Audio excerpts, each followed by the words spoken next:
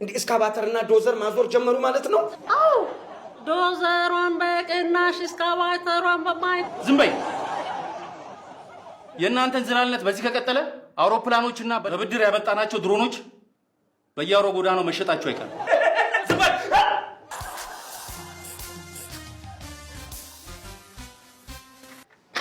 ምንድነው? ከወረዳችን የምግብ ጥራትና ቁጥጥር ቢሮ የተጻፈ ደብዳቤ ነው። አንብበው። የምን ደብዳቤ? እናንተ ሳትማሩ ሳይማሩ እየመሩን ያሉንን አስተዳደሮች አልተማሩም ብላችሁ ታማላችሁ አይደል? እኔ አላልኩም። የህብረተሰቡን ጤና በተቀናጀ መልኩ ለማወቅ ስትደራጁ ጥቆማ ደርሶን እጅ ከፍንጅ ይዘናችኋል። አረኛ የምግብ ማብሰል ውድድርና አሸናፊ የመምረጥ ምርጫ ላይ ነው ያለ ነው እንዴ? ስለምን ማወቅ ነው የምታወሩት? እሱንም ቢሆን ሰምተናል። ያለ መንግስት እውቅና ምንም አይነት ውድድር ምንም አይነት ምርጫ ማድረግ አትችሉም። እሱም ጨረቃ ነው፣ ይፈርሳል። ያለ መንግስት እውቅና አይደለም ምርጫ ስብ ለማጥፋት ሩጫ የተከለከለ። ስቡ ከየት እንደተጠራቀመ ሳይታወቅ ስቡም ቢሆን አይጠፋም። ለማንኛው ደግሞ ወጡ እዝግቢት ይያዝና ምርመራ ይደረግበታል። ስማ፣ ህዝባችን ሽንኩርትና ጤፍ ረሳለን ስንል እናንተ እየቆሰቆሳችሁ ታስታውሱታላችሁ። ይሄ ደግሞ የልማት አደናቃፊ መሆናችሁን ነው የሚጠቁም። የምግብ አቅርቦት ለህዝቡ ለማድረስ ደፋ ቀና እያልን ያለንበት ዘመን ነው። አናሳዝናችሁም እንዴ? ግን ዳቦ የለም። አሉባልታ ነው፣ የጽንፈኞች ወሬ ነው።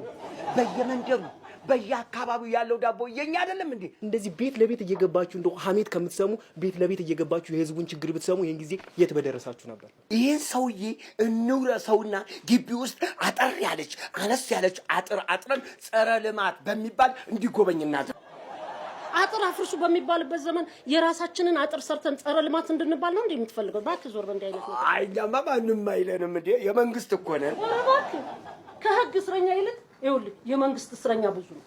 እኔ ምን እንደምፈራ ታውቃለህ? አንድ ቀን መንግስት እራሱን ጠርፍ አርጎ አስሮ እንዳናገኘው ይቻላል። ቶም እና ጄሪ በእናንተ ቀጠና ህገወጥ ንግዶች መስፋፋታቸውን ሰምቻለሁ።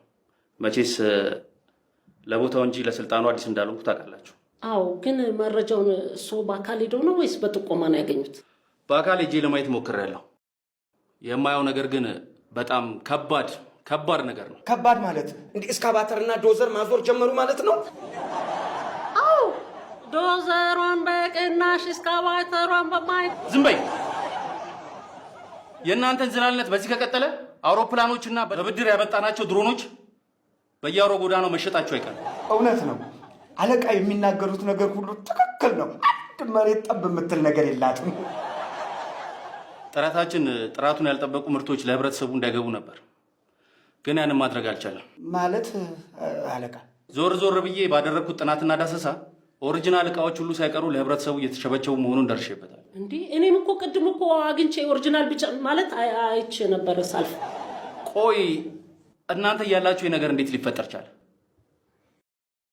ማብራሪያ ፈልጋለሁ። ለዚህ መፍትሄ የሚሆን ነገር ቅድም የወረስኩት ህገወጥ ነጋዴ አንድ ነገር ሹክ ብሎኛል አለቃ።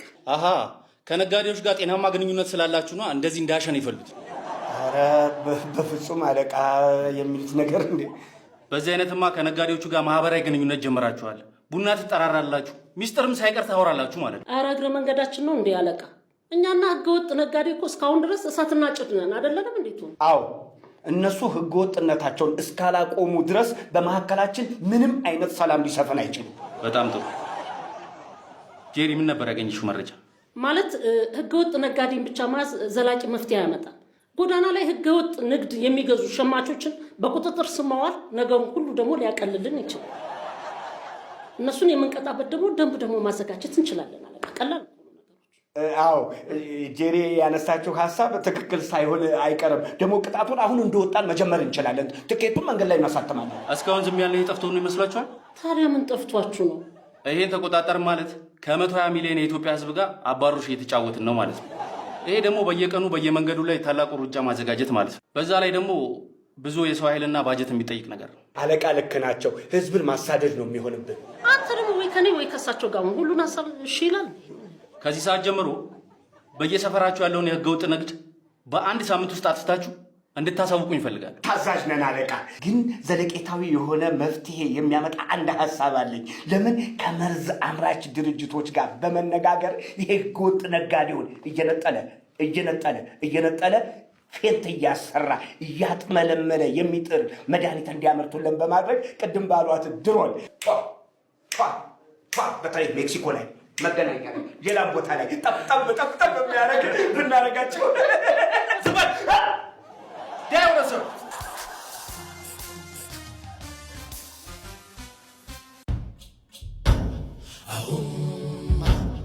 Ahum,